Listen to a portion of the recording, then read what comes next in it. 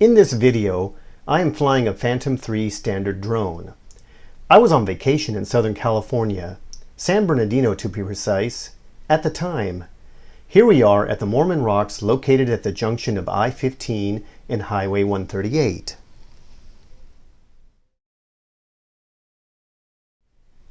It was a clear morning, as you can see.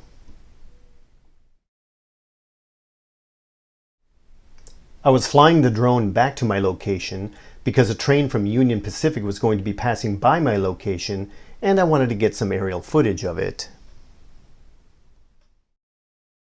As I get closer to the train, you can see my burgundy colored rental car and even me waving to the train engineer as it passed by me.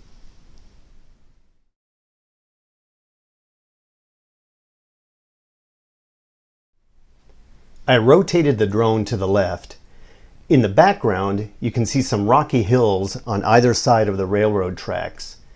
The hills to the right-hand side of the tracks are the ones to keep your eyes on.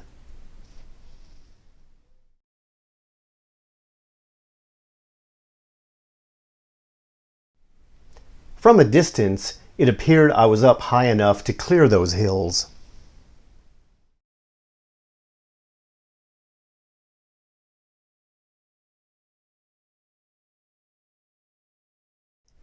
However, right about here, just as I am rotating the camera to the left and looking down at the train, you can see that I'm not high enough to clear that hill.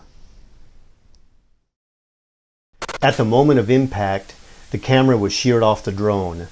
I was later able to recover both the drone and the camera and recovered the video file using the software Recover It by Wondershare.